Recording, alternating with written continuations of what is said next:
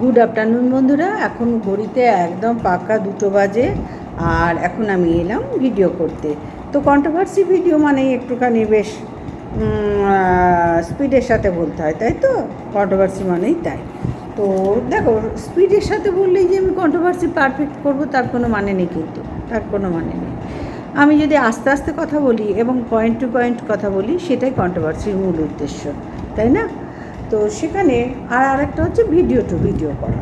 কন্ট্রোভার্সির ব্যাপার আজকে যা ভিডিও আমি তোমার দেখলাম, বা আজকাল দুদিনকার, মানে তোমার ভিডিও যা দেখেছি তার উপরে ভিত্তি করে আমি আমার কন্ট্রোভার্সি করব, আমি আমার মতন করে গুছিয়ে বলবো। এটাই তো কন্ট্রোভার্সির মূল উদ্দেশ্য, তাই না?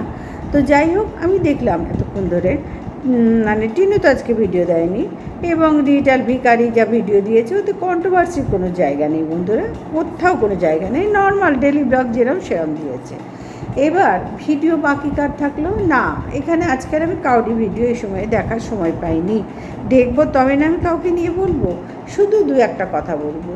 এই যে টিনুর বিষয়ে যেসব ভিডিওগুলো করা হচ্ছে, সেই ভিডিওগুলোর ব্যাপারে আমার কিছু বক্তব্য আমি কালকেও রেখেছি, আগের দিনও রেখেছি, যে আমরা video to video, controversy creator video to video করা উচিত। কিন্তু সেই জায়গায় দাঁড়িয়ে মানুষ তো ভিউজের জন্য আজকাল কত কিছু করছে, তাই না? আমি আমার মানে সহৃদয় বন্ধুদের দোষের জায়গা তো প্রশ্নই আসে না ভাই, এসব প্রশ্নই আসে না। সবাই এখানে এসছি কাজ করতে, ভিউজ আর্ন করতে। ভাই এখানে কেউ মানে ভজগৌরাঙ্গ গাইতে আসেনি, তো সেখানে তারা তাদের মতো সাজিয়ে গুছিয়ে ভিউজ আর্ন করছে তাদের ভিডিওতে, সে অসুবিধা কোথায়? কিন্তু ভিডিওর বহির্ভূত কথা বলে ভিডিও করলে একটু শুনতে খারাপ লাগে, একটু, কারণ এটার একটা সাইড এফেক্ট আছে, জানো তো? আমি যা করিনি, আর তুমি যদি রোজ আমাকে নিয়ে সে কথাটা বলো, তার একটা আরও 5জন শোনে, তার একটা সাইড এফেক্ট আছে। তখন দোষীটাকে হয়ে যায় কার লাইফটা খারাপ হয়, যে যাকে নিয়ে বলছে তার। অথচ সেই জায়গাগুলো কোনোটার মধ্যে নেই, তার ভিডিওতে কিচ্ছু বলেনি, কিচ্ছু না। কিন্তু আমার এই বন্ধুর সহ ক্রিয়েটাররা, তারা কেউ এগুলো ধারছে না। তাদের লাইফে যদি এই জিনিস হয়, তাদেরকে নিয়ে যদি তাদের ভিডিওর বাইরের কথা বলা হয়, তাদের ফ্যামিলি নিয়ে, তাদের তখন কেমন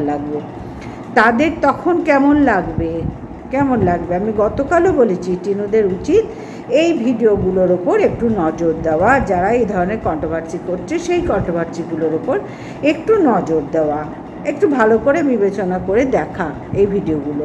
দেখো, আমি যা দেখাচ্ছি না, আমার বৌদি কোথায়, বাপের বাড়ি কেন গেছে, সে কি ওখানে করছে, আমি কি করছি, আমার গোষ্ঠী সদ্যুকে কী করছে, তো ভিডিওতে দেখাচ্ছে না। ডেলি ব্লগে ও দেখাচ্ছে না, ওর মাও দেখাচ্ছে না। এবার ফেসবুকে দু একটা যদি খবর থাকে, সেই খবরেও এত কিচ্ছু নেই, দেখে নিয়েছি, কিচ্ছু নেই, সেসবে কিচ্ছু নেই। তবুও এই সহ ক্রিয়েটাররা কিন্তু, কন্ট্রোভার্সি ক্রিয়েটাররা কিন্তু বেশ গল্প, বেশ কী বলবো, বরণ ডালা সাজিয়ে কন্ট্রোভার্সি করতে বসে যাচ্ছে। এইটাই আমার অবজেকশান, এইখানেই আমার অবজেকশন। যা নয় তাই কেন ভিডিও করা হচ্ছে, এতে তো ওই ফ্যামিলিটার ওপর এবং ওই ব্যক্তিগুলোর ওপর একটা সাইড এফেক্ট পড়ে। হ্যাঁ, ওর বাবাকে দেখতে পাচ্ছি না অনেক দিন, এবং শুনতে পাচ্ছি, যখন কার থেকে শুনলাম, সন্দীপের থেকে শুনলাম, পরিষ্কার বলি। সন্দীপ বলল ওর বাবা তো একটা বিধবাকে বিয়ে করেছে। কারণ সন্দীপের গরজ আর আমাদের গরজের মধ্যে আকাশ পাতাল তফাৎ, তোমরা জানবে। সন্দীপের ওরা এখনও রিলেটিভ, ডিভোর্স হয়নি। ওদের সন্তানই সন্দীপের সন্তান, ওদের মানে ওদের সন্তান তো কৃষাণু, তো সন্দীপ টিনার সন্তান। তাহলে ওদের সম্পর্ক আর আমাদের কন্ট্রোভার্সি ক্রিয়েটারদের সম্পর্ক কিন্তু আকাশ পাতাল তফাৎ। আর আমার এই সহ কন্ট্রোভার্সি ক্রিয়েটাররা, তারা কিন্তু কিছুতেই সেই জায়গাগুলো, নিজেদের জায়গাগুলো ঠিক করার ধারই ধারছে না। তারা একদম নিজেদের ভিউজের জন্য, যদিও তাদের দোষ নেই, কেন এখন তিলকে তাল করে ভিউজ আর্ন করা হচ্ছে। তোমাদের বললাম না, এই যে প্রবাসী ঘরকন্যা, কত মানে ওর কাছ থেকে কেউ ভাবতে পেরেছো, তার শাশুড়ির ক্রিয়াকর্ম পুরো তুলে ধরছে ভিডিওতে, সব কিছু ধরছে, মানে নিজের ভিডিওর স্বার্থে যা করার, ও একটা কি বলবো, সাধারণ ব্লগার যা করে, এই এত বড় মাপের ব্লগারও সেম কাজ করেছে। বোঝাতে পারলাম? তাহলে ছোটো বড় তফাৎটা কোথাও রাখলো না এরা, প্রবাসী ঘরকন্যা মহুয়া রাখলো না।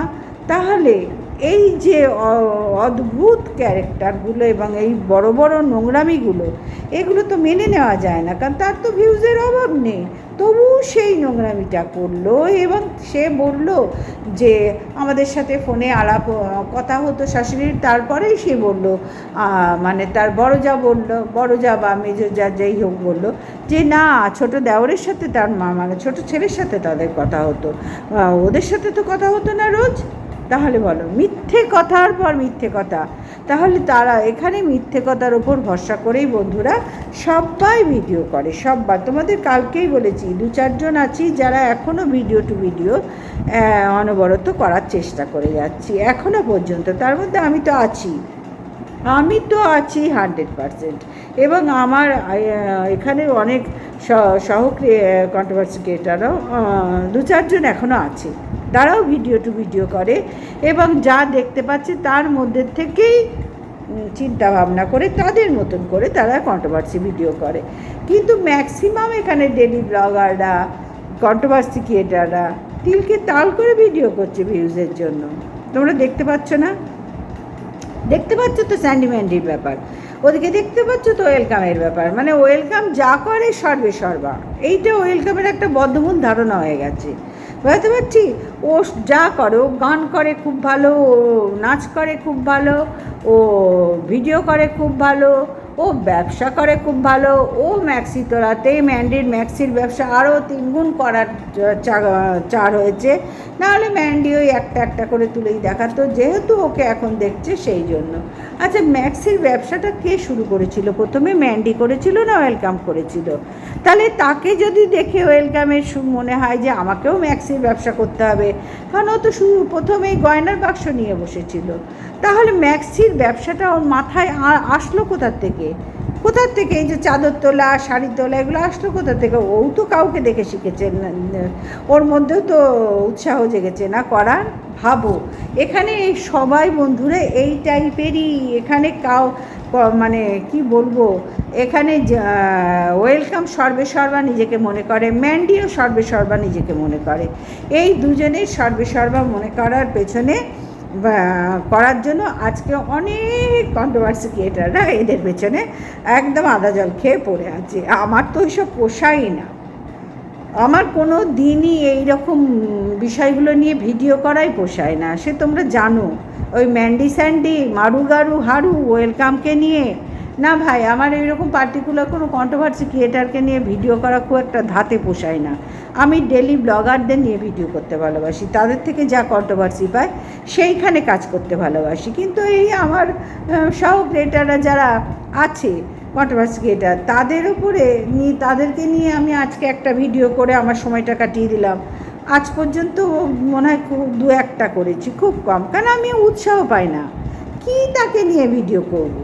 তার দেখছি তো, যখন দেখি হ্যাঁ খুব মানে এক্সট্রিম লেভেলে পৌঁছে গেছে এখানে কিছু বলার, ঠিক সেই মুহূর্তেই আমি বলি। তাছাড়া আমার ভাই অত ঘ্যানঘ্যানানির সময় নেই কাউকে নিয়ে। আমি তোমার পেছনে আদা জল খেয়ে পড়ে থাকবো, আমার কোনো মানসিকতাতেও নেই, ইচ্ছাতেও নেই, কোনো উৎসাহের মধ্যেও নেই, কোনো আনন্দের মধ্যেও নেই, কিচ্ছুর মধ্যে নেই। এইগুলো আমার পোষাই না, আমার মানে আমার কি বলবো, আমার সাথে এগুলো যায় না, মেলে না, আসে না সবার দ্বারা সব। আমি এখন খুঁজছি আরও নতুন কন্ট্রোভার্সি কী করে করা যায়, কোন কন্টেন্ট নিয়ে কন্ট্রোভার্সি করা যায়। ভেরি রিসেন্ট পেয়েছি মধুমিতা আর সুস্মিতার 2 বোনের লড়াইটা পেয়েছি। আগে ওদের ভালো করে ওয়াচ করি, তবে তো আমি আসবো কন্ট্রোভার্সি করতে বন্ধুরা, নাহলে আমি কিছুই জানবো না, কিছুই বুঝবো না। আমি আমার মতন করে ভুল ভাল যা ইচ্ছে তাই বলে গেলে তোমরা মেনে নেবে, যেরকম এই শহর ক্রিয়েটাররা করছে। টিনুর কিছুই দেখতে পাচ্ছে না, টিনু কিছুই বলেনি, তো এরা গল্পের গরু। বললাম না, গল্পের গরু শুধু গাছে এখন উঠছে না, চাঁদে মঙ্গল গ্রহে পাঠিয়ে দিচ্ছে, বুঝতে পারছি ভিউজের জন্য। সুতরাং এই রকম চাঁদে মঙ্গল গ্রহে গরুকে না পাঠিয়ে গরুকে মাঠে ছেড়ে দেবো, চড়ে খা, ঘাস চড়ে খা, তাতে অনেক তোর স্বাস্থ্যও ভালো থাকবে, আমারও হেডেক অনেক কমবে, বুঝতে পারলাম। সুতরাং বন্ধুরা, সবাই তো সমান নয় পৃথিবীতে, সেদিকটাও তো আমাদের সবাইকে ভাবতে হবে। আর ভিউজ তো আমারও দরকার, সবার দরকার, কিন্তু আমি গল্পের গরুকে মাঠে ছাড়তে ভালোবাসি, গাছে চড়াতে ভালোবাসি না। তো তো চলো আজকের ভিডিওটা এই পর্যন্তই রাখলাম। সবাই ভালো থেকো, সুস্থ থেকো, গুড নাইট বলছি, দেখো গুড আফটারনুন, আবার সন্ধেবেলায় চলে আসছি, টাটা।